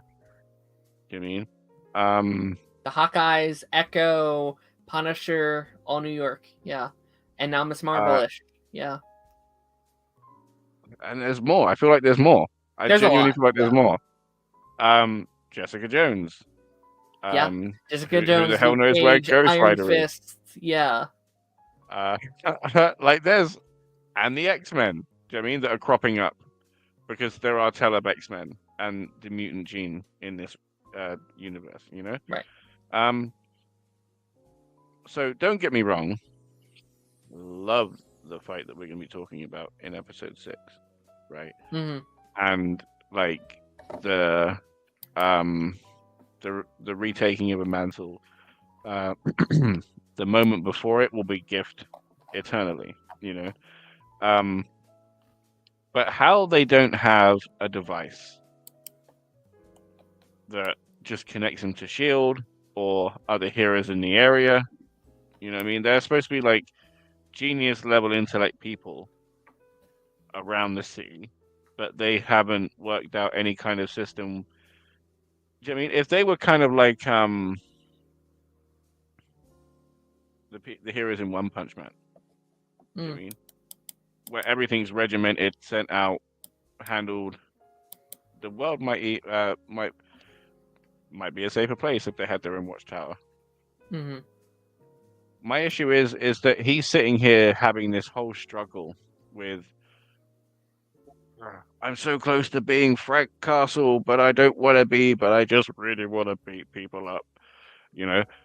But dude, 6 blocks that way, somebody you could call. 18 blocks that way, Sure. somebody you can call. 5 blocks this way, someone you can call. You don't need this much struggle. Sure. To an extent, yeah. Like I think it is so big. That's like a problem like the MCU will always have, where it's like, why don't you call this character? It's like it's not their movie. They physically can't be here, right? Like that's an issue we will always have. But I do agree. I think the bigger it gets, the more shows get greenlit, the more things get announced and like recanalized. It's like, yes, where is Spider-Man during this bank heist? Where is Luke Cage? Where is, all these characters? It's not Um, even it's not even like that full where are they physically kind of thing. It's it's the story that they're choosing, mm, right? And I understand that yes, he gave it up, right? Or some we see him give it up, right? yeah, So it wasn't even that he gave it up in the old show. Um, so why choose this? Do you know what I mean? Because again, for you to have that turmoil, you could literally end the turmoil, have had lived a happy life with Karen, and this would have been somebody else's problem. Because as you know, unless you're planning to like die out here on the streets like some kind of martyr and leave nasty visuals for everybody, you're supposed to be hanging up the horns at some point. sure. Just because that process has been expedited because of horrendous affairs, You know what I mean? Like, talk to a counselor about that, but like, make the right choice. You know what I mean? So again, the fact that there is that issue, the fact that they chose this story is interesting to me because Mm, there's a dozen other stories that you could tell with the guy that I wouldn't have this issue for. mm. You know? I I personally like it. Like is it a little bit of a retread of some things that we've seen in the original show? A little bit. Like this isn't a first time issue for him. But I mean, I think we've kind of seen the firsthand consequences of like what happens when he's not around, right? Like I think the White Tiger thing was a huge one of like he tried to fill in the gap in the city, but he got killed. He put a target on his back. The stuff with White Tiger's niece in episode 6, which we can slowly transition to episode 6 stuff here. If Daredevil, if he didn't come in and save him, she would have died, right? And I feel like that was the push I think he fully needed to be like, okay, I am still needed. There is a need for me out there, despite I'm not saying how. there isn't. Yeah, sorry, go on, go on. Go ahead. I was done. Go ahead. But just yeah, I know that like more added, more boots on the ground always helps. You know what I mean? Like, I get that, but there's only so much a leaking pot will help. Hmm. And the man's a colander. The man's got holes all over the place. Like like his baggage is so far-reaching. Sure. Yeah. And again, like I understand that's why you and Taz are like, but this is why we watch him to wrestle with the baggage. And I'm like, dude, I could go to the airport and watch someone fight with baggage. Hmm. Sure. Sure. No, I do enjoy it. Like I do really enjoy his like a moral struggle of like, should I be doing this? Because again, like that thing that you're saying, hey, this is immoral. He also knows it's immoral. He also knows like I shouldn't be a lawyer and a vigilante, but he feels like in his world that's the only way to get things done. Does he Which we feel can. like God chose him? He does. He does. Yeah. So, okay, in that instance, if he feels like God has chosen him, who is he to say no? Why has he hung up his horns in the first place? Sure. There's such a fantastic quote in season 3. He's like, I'm Daredevil, and not even God could stop that now. And it's like, oh, okay. Because he's a very religious man. He's someone that feels like he's battling in between of like what is morally right in the Christian code and what must be done via Daredevil. And then the like lawyer side of it too, of like what that battle between vigilante and lawyer is also something that he goes through. Let me answer a couple comments here really quickly, and then we can kind of dive into episode 6 spoilers, because I feel like we're like right on the edge of episode 6 stuff.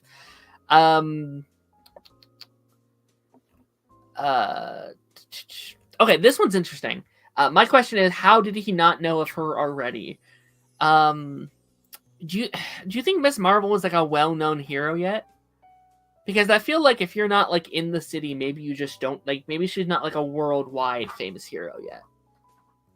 Wasn't like where is she from? New Jersey? Yeah. Something like that. Isn't she like the hero of that borough? Yeah. I feel like that has to be more far-reaching. Do you know what I mean? Sure. Considering that local news, oh, this cat's adorable, sometimes becomes like bigger stories and ends up on like news stations and then like national news or whatever. Like, yeah, no, 100%, 100%. And she was involved with Shield, for Christ's sake, with falling flurkins, you know, like Sure. 100%. He knows who she is, 100%. Whether he knows her secret identity is another question. Well, Yusuf handled that this week. Let's be real. Like, he just fully outed the poor girl. Yeah. Don't I think wonder she'll if need a it's mask when she rocks up. I wonder if it's a thing in the MCU now where it's like it's so common. Not like superheroes are now so common. Like every city has multiple at this point. Whereas like a new one pops up, it's like it's another hero, whatever. You know, it's like AI. Where like if like 10 years ago they posted an article about like AIs doing this, we'd be like, holy shit, this is crazy. We're all doomed. Now there's an article on AI every day, 5 times a day, and we're like, who cares? You know. So maybe it's one of You those know what's things. crazy? Do you know what'd be really good? Is like what you just brought up. Because basically the whole reason of there being heroes and more intelligent life in the comics and the MCU is for Tiamat, right? So Mm. what are now the consequences? Like, it's just a shame they're doing Doomsday so quickly because, like, the idea of exploring what the consequences are for having that much power, that much energy, like just permeating through the planet and around the planet, and potentially further, especially with all the back and forth travel and fights and everything that's happening in between. Um, like, could that be what's potentially adding to like the breaking of reality that there might be too many superpower people like in Mortal Mm. Kombat where it's just tearing apart reality because everybody's just becoming so powerful. Mm-hmm. So Armageddon happens. Sure. I don't know. Maybe. I'm excited for that stuff. Also, by the way, chat, we are going to be moving into episode 6 spoilers here. But if there's some kind of Spider-Man thing that's announced in the next hour via the panel that's going on, let me know. We'll pull it up. What panel's happening? I am out of Zoom. At CinemaCon, the Sony panel is going on right now, and it's rumored maybe some Spider-Verse news, maybe along with a Spider-Man 4 news. I know people are theorizing like maybe like a title for Spider-Man 4 or something. So, I know they got Spider-Man 4. Why would wait? Right, because they're Sony movies, aren't they? So yeah, they're MCU Sony movies. they're owned by Sony. Wow. Okay. Yeah. See, I would be more expecting them announcing that Spider-Verse comes out next year. I think Spider-Verse is about to give us something because Chris Miller just posted a spider emoji on his Twitter. So seems like that's more likely for me. Do you think so well with that? That is a genuine masterpiece. Like that trilogy just needs to be put in a time vault, just so somebody all across all through time can enjoy that while we keep enjoying it. I hope that third movie's good. If that's bad, that might be the worst loss of all time, to be honest. If they came out, I don't think it can be. I don't think it can be. Obviously, it can be, but I don't think it can. You know, like how well they've done, like on everything. Not even the fact that they kind of basically invented like a whole new animation style. Yeah. Like the writing is practically flawless. I mean, Yeah. like everything in it from front end to back end is purposefully in there. Do you think they would drop 2 Spider-Man movies in the same year though? No. Okay, because no, Spider-Man 4 is set for next year. 100%. Okay. So maybe 2027 for Spider-Verse? Maybe I could be eating my words. It could be Year of the Spider. Like That'd what be year crazy. what year did Across the Spider-Verse come out? 2023. What was that? That Doctor Strange. Was that Multiverse of Madness? Multiverse of Madness was 22. So 2023 was. I don't think we had any other Spider-Verse stuff that year. We had Spider-Man 2, the game, which was cool. Okay. Okay. So yeah. Okay. Interesting. Okay. Episode 6. Yes. Okay. Yes. Let's get back on track. I have to say, straight off the bat, I know it's like right at the end, but thank God that they kept Muse in the game. Okay, because what a fascinating villain. he has just been out here taking Hmm. bodies, and nobody's cared apart from White Tiger out here protecting the people. And then the incredible artwork that you have to be in awe of, but be horrified by at the same time. Hmm.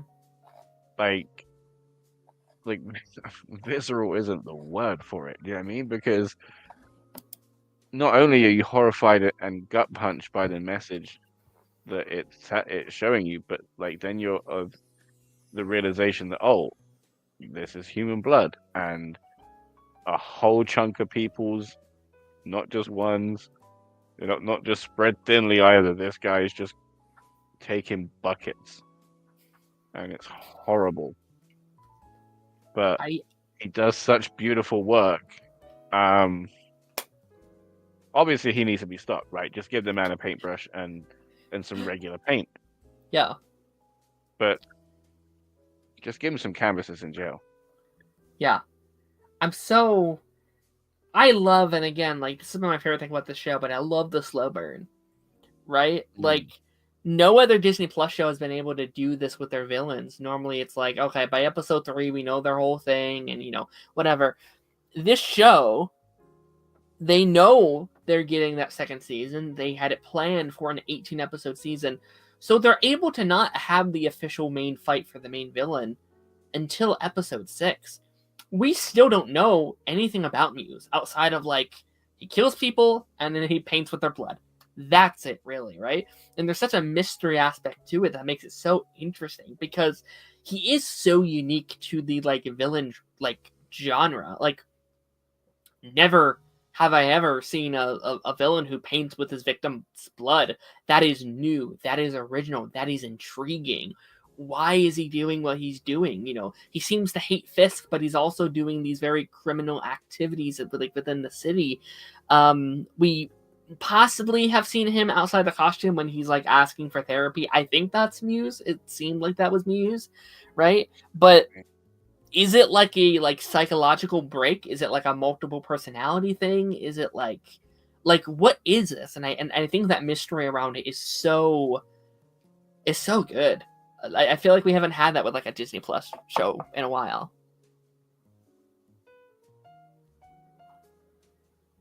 You there? Yeah, sorry. Okay. Like I've just blown my own mind. How so? Can you see the comment? Blood blanky. No, blood bank. He's a blood Banksy. Yeah. That's genius. They are wordsmiths in their character design. That's genius. That's genius. I'm so impressed. Wow. No, but yeah, no, like I think Bravo. Oh my god. Wow, that's hilarious. I have to say I keep asking for more Wilson Fisk and I'm never ever disappointed. Ever. The man is a delight.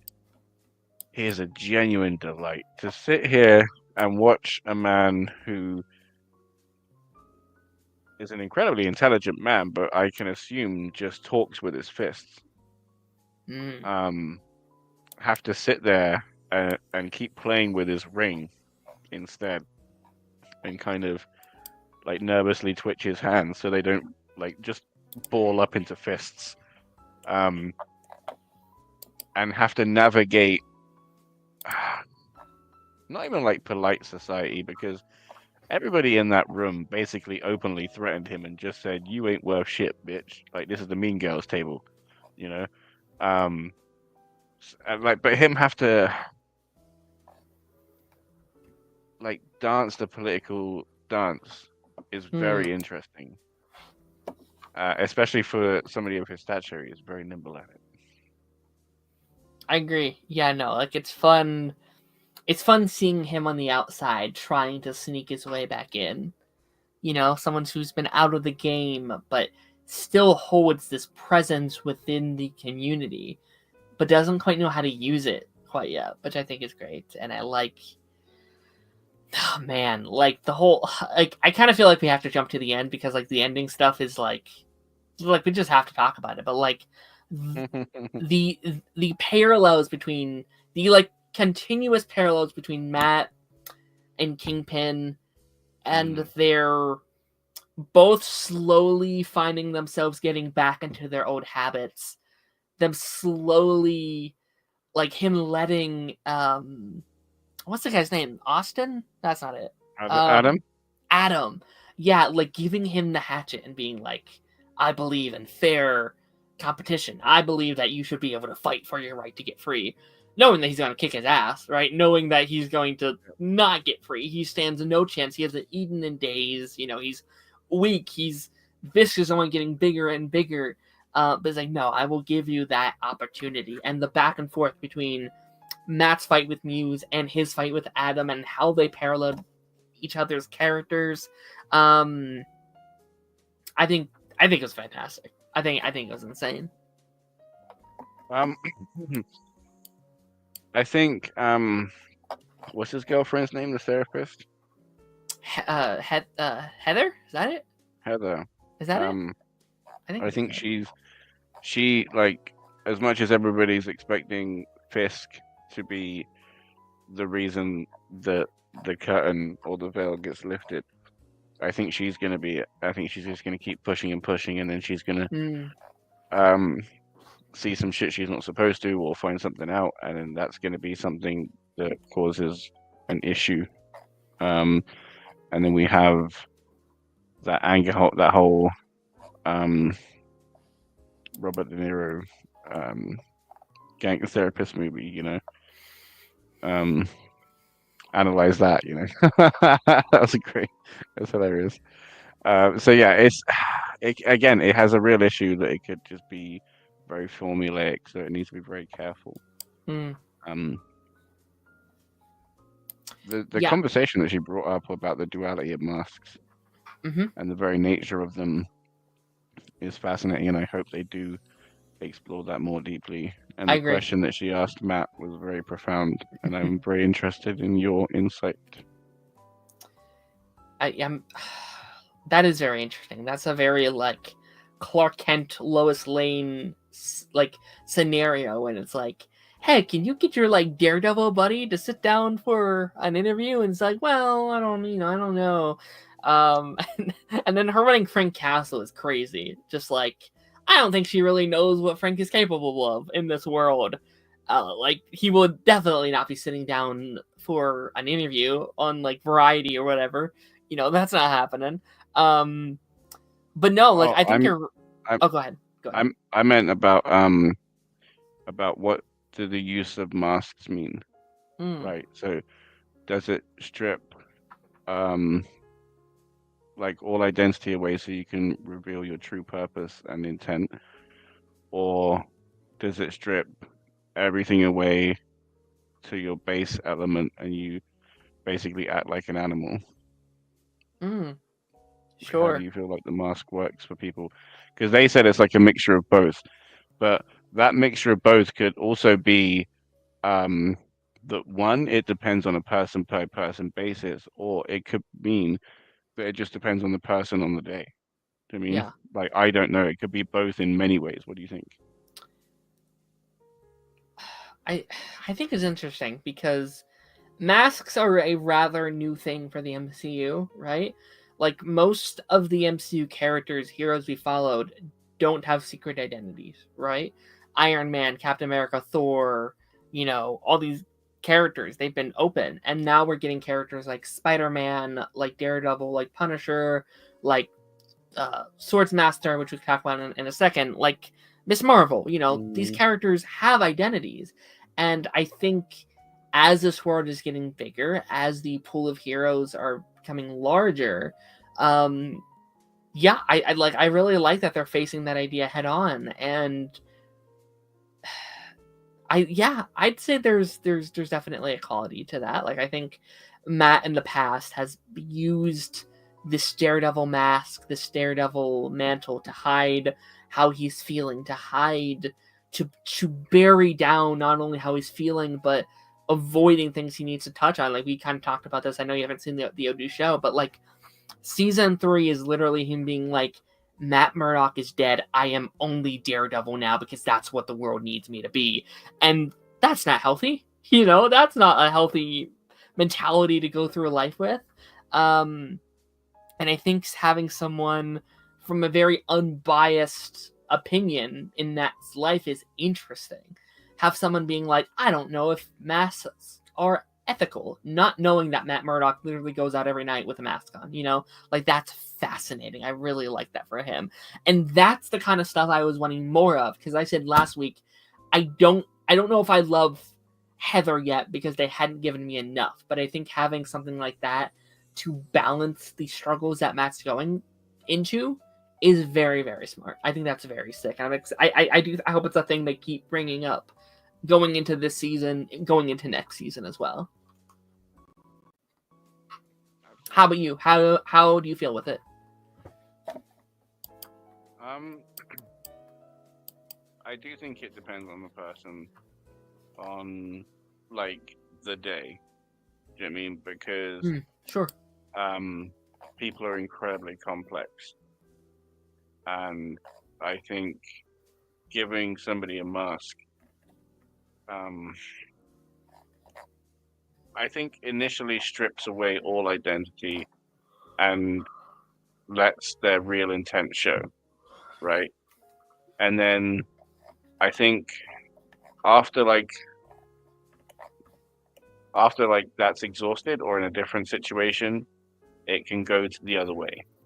Do you know what I mean? But again, it depends on the person. 100%. Sure. Agreed. I'm curious because we have but then that. When like... you, Oh, go ahead. Sorry. Just that when you then apply it to Daredevil, and he says post, right? Is he saying that as Matt Murdock or is he saying that as Daredevil? Right. Sure. And because I mean, obviously that's why he's struggling, right? Because for him it is both. It gives him it takes away identity and gives him a new one so he can focus on his mission, right? But he's worried that through all of that stripping away, that it's his base instinct and his animal instinct that just shines through. Yeah, there's that fantastic scene from episode 4 that I loved when like Frank is like egging him on. He's like, say his name, and he punches him.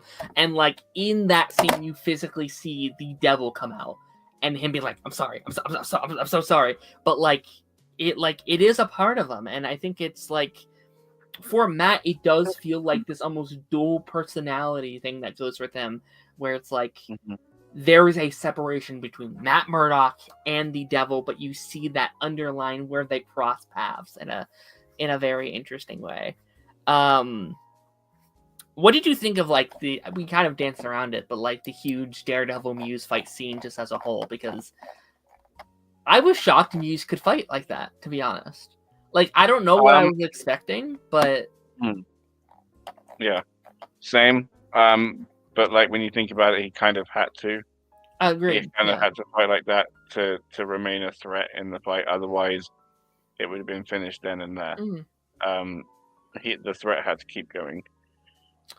And as well, this is another thing. This is what I'm talking about, like the quote unquote right channels, right? Because if he did follow them and indeed call for backup and not worry about, oh, they might find out I'm the Daredevil, this and this. If he just said, hey, there's a girl that needs your help on the queue line. The serial killer's down there. Don't ask me how I know. Hang up. And then he goes off and does it. He would have saved her. Muse would have been caught. And then Matt would have had to reveal his identity as a Daredevil and then do like some community service or something like answering to Fisk. That's it. You know what I mean? But then even then, he would have done what Fisk is trying to do with the whole task force. You know what I mean? So I don't even know how much of an example he would have made him, because it could have just showed him to look weak and insecure. So he might have had to been quite lenient with him. So who knows? The point is, there was a right way to do it, and he chose the way that fills his ego, if I'm honest. But do you think if he would have called the cops, they would have done anything, or they would have got there in time? Okay, but this is the thing. Like, they wouldn't have got in time there for the girl, which is why he still should have gone. Right? I'm not arguing him going. 100% he should have gone. He saved her life. There's no question in that. What I do question is the fact that he now got away. If there are more deaths, it's Matt's fault. So you think he should have called the cops and have gone? You think that he should have done both? Okay. Yeah. I can agree with that. 100%. 100%. Because that covers all bases. What you keep talking about is like holes in the city, and that's why he's needed. He's one man. How big is his ego that he feels like he's covering all bases? He's not. And this is your first gig back after how many years off? 6? A year? I think it's a whole year without Daredevil. It's only a year. Only one. Yeah, I think so. It's like a whole year off. Sure. But yeah, no, it's crazy. That's fair. That's fair. I guess the whole mindset is also just like, if I call the cops, they'll get in my way from potentially saving her, or... And also there's like an element of like there being dirty cops as well, right? Like cops that are not 100% on maybe the right side. Maybe they come in, they start shooting at him, and they shoot her or something, right? Like there's definitely many elements that would go into that thought process. I mean, look at the like Creature Commandos episode we had earlier in the season with stuff like Weasel, right? Like they were shooting at Weasel and they end up killing the kids, and like I think there's a little bit of that in there, but you're right. Like, I'm not saying you're wrong. I think there's a basis to that argument as well. Like, maybe he should have done both. Save the girl, maybe save Muse for the cops or something like that. I don't know.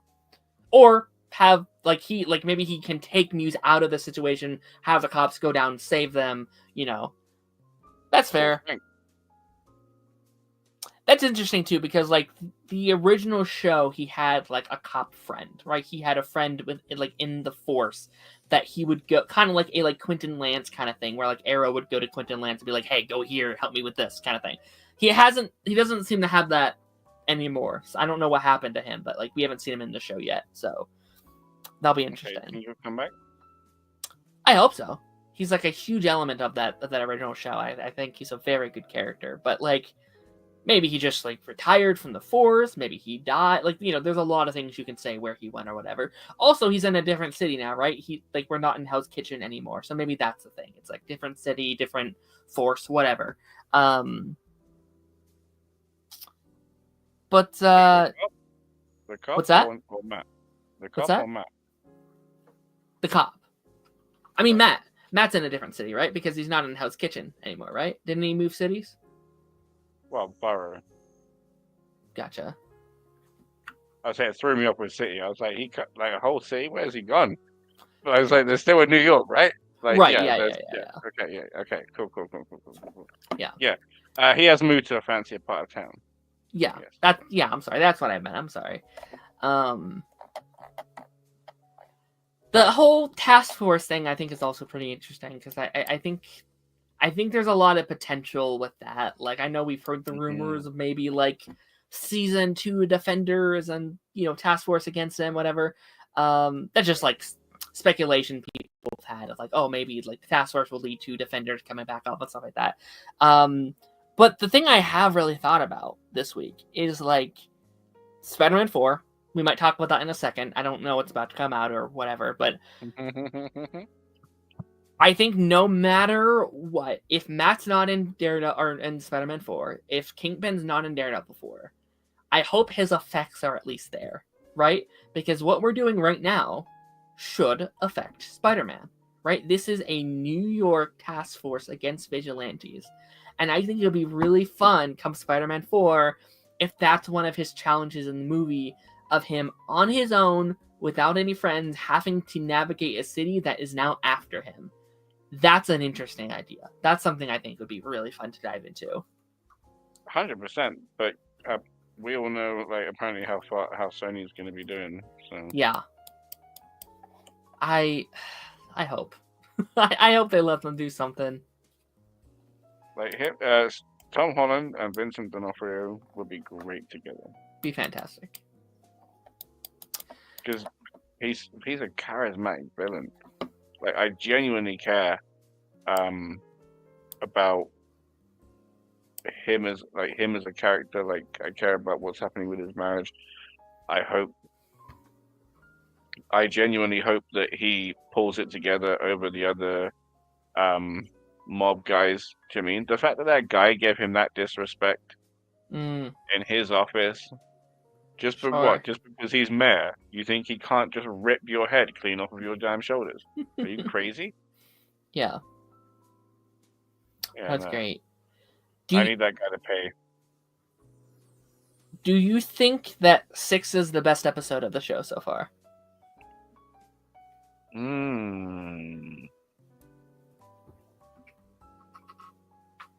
That's tough. That is tough. Because it's had some of my favorite elements from the show, right? With the question of the duality of masks, right? Because that's a conversation you can get into for hours if you really choose to. Especially on like sides of like heroes and villains and everything else. It's very fascinating. But then you've got the great fight with Muse. Kingpin's fight, which was really brutal. The whole thing with him in his office. Like, there's a few good elements in it, but has it been the best so far? You mean the season as like a whole? No, I meant that episode because okay. The episode where I think it might be 2, where he meets Fisk in the diner. That was really interesting. Yeah. I think that's been my favorite episode so far. I think. Okay. That was episode 1, I think, right? The pilot. Yeah, or not pilot, but like the. 2. Well, it might have been 2, I think it's episode 1. I'm pretty sure. Maybe. If it's 1, that might be it. I don't know. Okay. The whole thing's really good. This is the issue. Hey, Ronan. Ronan, if you want to hop in for a bit, let me know. I think, Ronan, you might know better than me. What's going on with Spider-Man, man? I've been I'm waiting patiently because I kind of don't want to end. I kind of want to wait just a couple extra minutes to see what they give us. But if you want to link, man, let me know. But yeah, no, like I think it might be my favorite. I think it's my favorite overall episode because like I really liked the first episode, but I did think it was like a little messy, just like the pacing of it all and stuff like that. Episode 5 was good. Episode 4 was really good too. Like I think they've really found their footing. I think they've really been finding their groove this season. Any other thoughts on this episode? I feel like there's a lot I haven't mentioned, but that's the problem is like we're like a week out from like each episode. It's like, wait, what happened? What? I just keep letting them cook, you know what I mean? Because I want more courtroom stuff, but I also want what we got with the bank. I want all of it. You know what I mean? That's what I'm here for. So just keep doing what you're doing. Yeah. I can join for a bit. Okay, I will send you a link, and then we can ask him his thoughts on it before the Spider-Man stuff comes out. How do you feel there's only 3 episodes left? Because like I think they've been pacing themselves pretty well. But I'm wondering where we end the season, right? Because we know season 2 is coming. We know that the season will... Sorry, let me get my train of thoughts really quickly. We know that they made season 1 as like an 18 episode thing, right? And they're seemingly splitting that up into 2 separate seasons. Where do you think the season will end? Do you think it'll be like a giant cliffhanger, or do you think it'll be kind of wrapped up?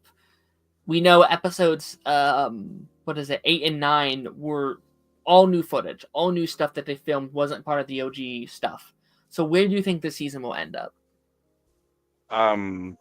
Definitely on a cliffhanger. There's no way they're gonna Okay. wrap up something that they were trying to keep as one season. I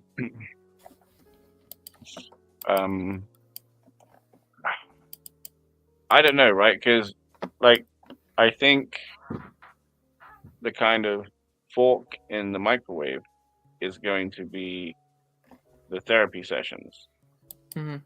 right? I feel like that's where everything's going to come to a head, and like especially between Vanessa and Kingpin, because Kingpin's known as who he is, Mm-hmm. right?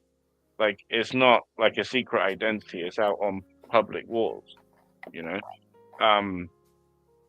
So the fact that what's her name, Heather, yeah. Heather, Heather is having this conversation with Matt. I mean, small universe, you're having it with Daredevil, but like the fact that she's like, "Hey, I want to talk to heroes," because she's already talking to a villain. She's already getting keen insight into the mind and life of a villain in private. Do you know what I mean? So she's already going to be seeing certain sides of the mask. Do you know what I mean? And then if she can kind of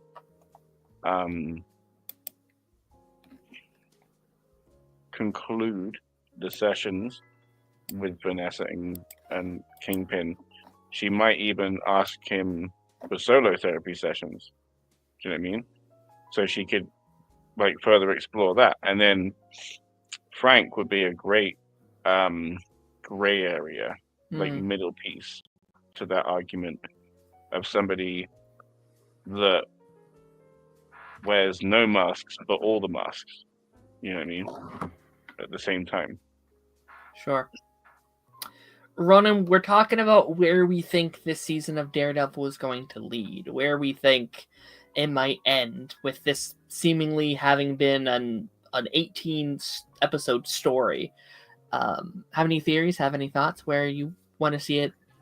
I can't fully comment on it because have you seen it? But let's just say that I'm happy. God damn it! God damn it! You lucky guy.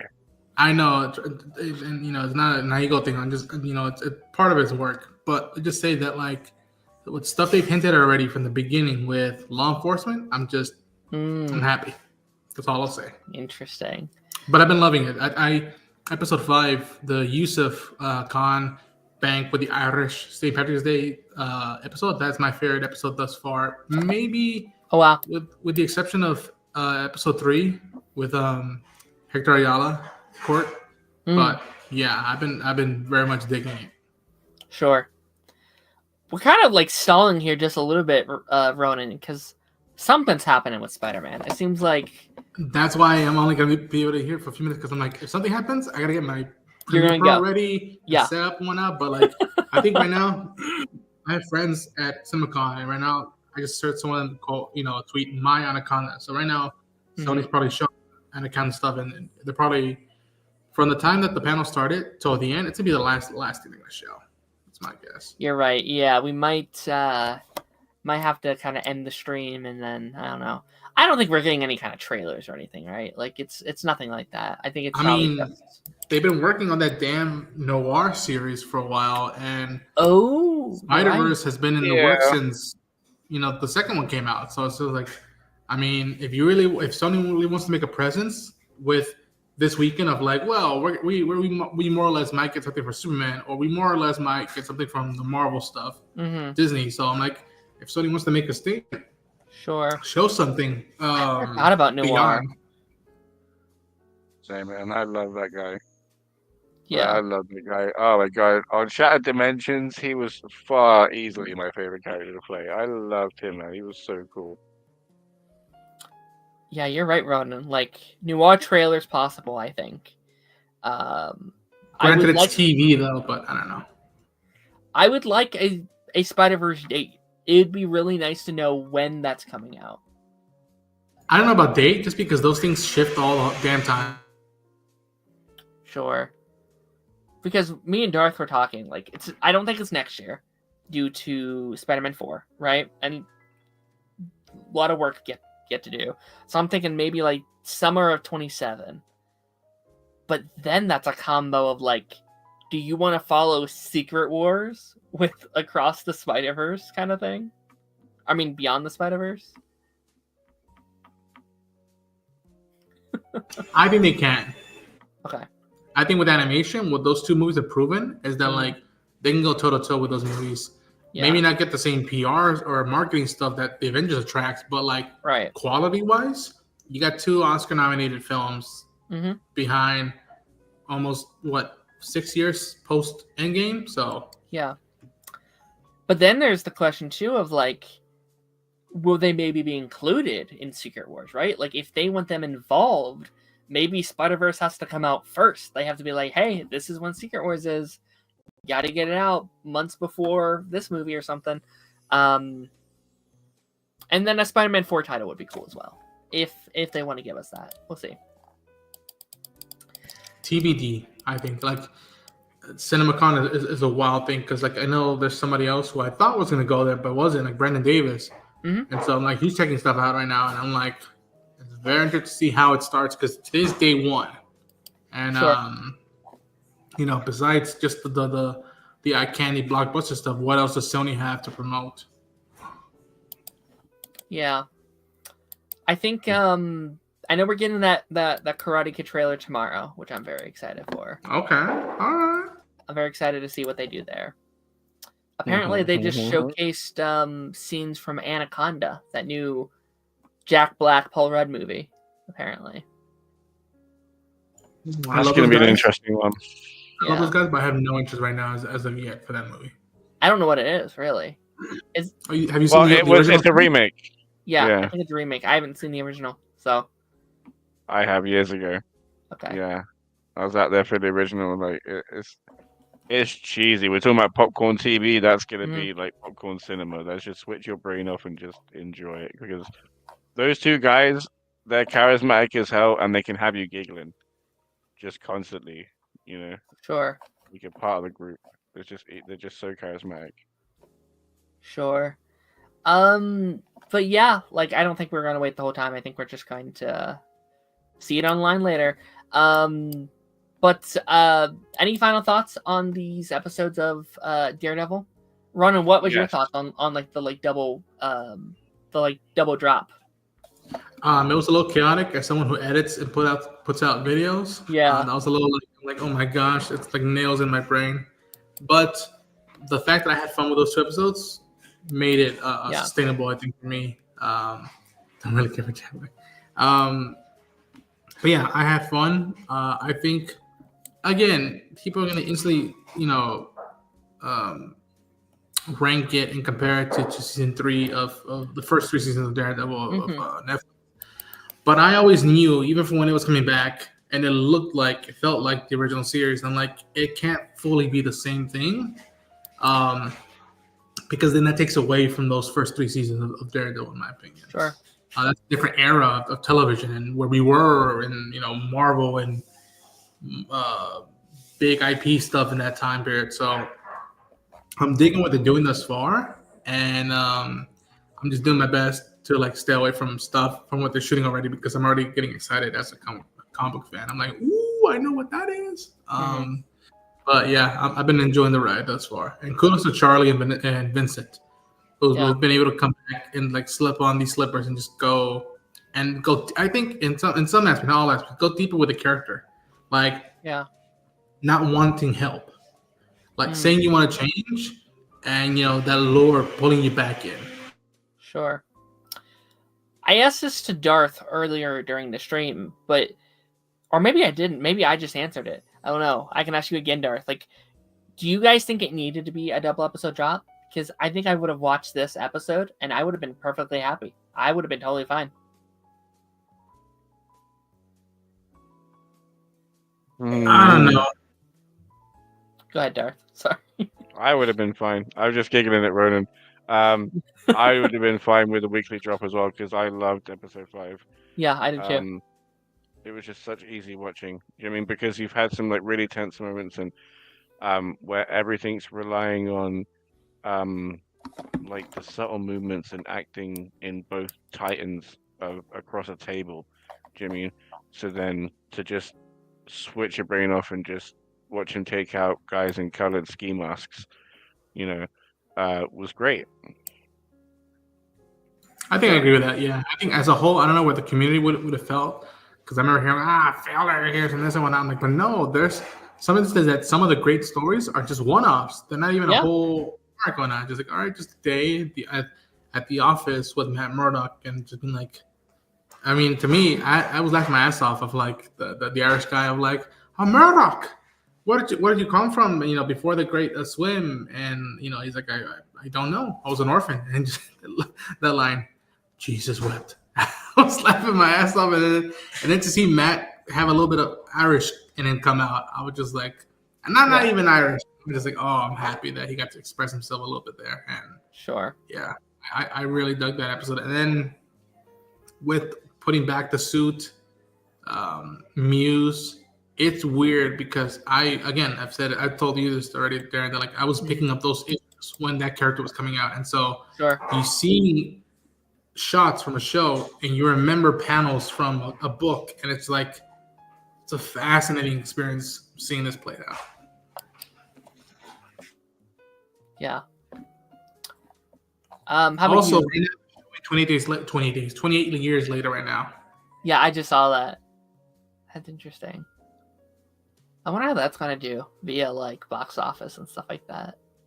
I'm not a big fan of those movies. I like them from what I've seen, but I'm like, oh my gosh! But that trailer really did a number and was like, that's something to keep an eye out on the radar. Sure. Did you have any final thoughts, Darth?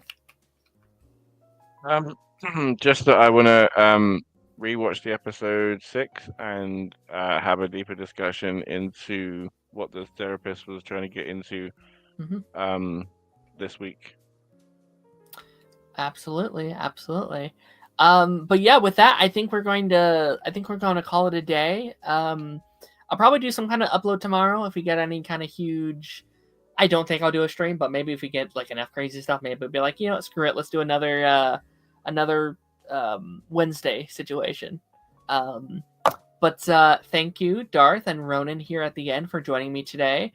Darth, where can people find you? Where are you located? Where people can find you? It's youtube.com/DarthBunyan. Come and check Amazing. it out. How about you, Ronan? You can find me at Ronan Unchained on YouTube on all the socials. I'm a few subs away from 1,000, so hopefully we can push that ASAP. And right now, before I got in here and right after, I'm working on stuff that will be coming down in the coming weeks. I think I just dropped a review for Lazarus, the new Shinichiro Watanabe anime that is phenomenal, that y'all should keep an eye out for this weekend. And but yeah, Last of Us, Star Wars stuff, Japan, it's coming down the works. Amazing. And After Credit should be back next Monday. Kaz should be back with us to talk about episode 7 of Daredevil. And that's it for next Monday, I think. I think that's the only show we have to talk about. And then Thursday will be another Chairs-related pipeline episode. We're going to be talking about characters that weren't included in the roster that we want to see in that roster. So stay tuned for that. And I will see you folks on the flip side. Bye-bye.